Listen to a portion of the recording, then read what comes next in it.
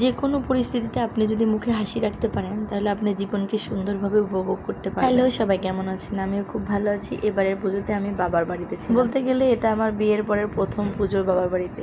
কিন্তু প্রথম পুজো, কিন্তু সেরকম প্রথম পুজোর কোনো ফিল নেই, কারণ আমি সব কিছু হারিয়ে একদম নিঃস্ব হয়ে আমি বাবার বাড়িতে পুজো কাটালাম। মানে বাবা ভাই একসাথে দুটো মানুষই আমার জীবন থেকে চলে গেছে।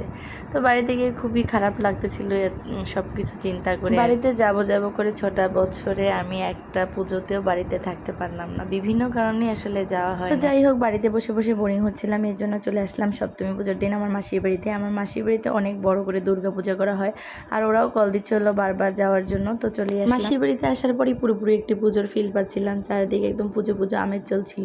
আর এই যে নবদম্পতি, তাদের দুজনের এবারই প্রথম পুজো একসাথে। আর মাসির বাড়িতে সব থেকে বড় আকর্ষণ হচ্ছে ভাই বোনরা সবাই মিলে ধুনুচি নাচ। মানে সব কিছু শুরুর আগে সন্ধ্যার সময় যে সাংস্কৃতিক প্রোগ্রামগুলো শুরু হয়, তার আগে ধুনুচি নাচ দিয়ে হচ্ছে গিয়ে প্রোগ্রামের অনুষ্ঠান আর কি শুরু হয়। ছোট বড় সবাই আমরা ধুনুচি নাচে অংশগ্রহণ করি, আর আমাদেরকে উৎসাহ দেয় আমাদের মেয়ে। দুর্গাপূজার 5 দিন ব্যাপী ভরপুর আয়োজন থাকে মেশোর বাড়িতে। নাচ গান নাটক, মানুষকে আনন্দ দেওয়ার জন্য যা যা করা দরকার আমার মেশো সব কিছুই করে। আনন্দে মাতিয়ে রাখে পুরো এই 5 দিন ব্যাপী। সেও নিজে আনন্দ থাকে আর মানুষকেও আনন্দ দেয়, আর এতেই সে শান্তি খুঁজে পায়। এবারের পুজোতে আমার থেকে আমার মেয়ে বেশি এনজয় করছে, কারণ তার নিশিমণি ছিল সাথে।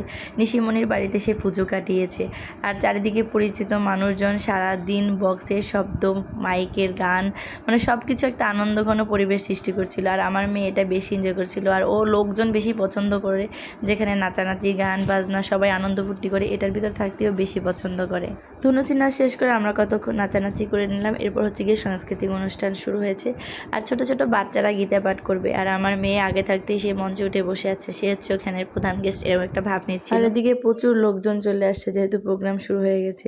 সপ্তমীর দিনই মানে এত পরিমাণে লোক হচ্ছিল, আর অষ্টমী নবমী এতে তো প্রচুর পরিমাণে ভিড় থাকে। এদিকে আমি দেখছিলাম আমার মেয়ের দুষ্টুমি, সে ভীষণ দুষ্টুমি করতেছিল, আর তার দুষ্টুমিগুলো আমি ছোট ছোট ক্লিপ করে নিচ্ছিলাম। আবার দেখা দেখে আমার মেয়েরও ইচ্ছা করছিল সে গীতা পাঠ করবে, কিন্তু সে আর গীতা পাঠ করেনি, সে মিষ্টি করে একটা ছড়া বলে দিয়েছে। আমি তো ভাবছিলাম যে সে মাইক হাতে নিয়ে আর কিছু বলতে পারবে না, কিন্তু না, সে সুন্দর করে ছড়া বলেছে।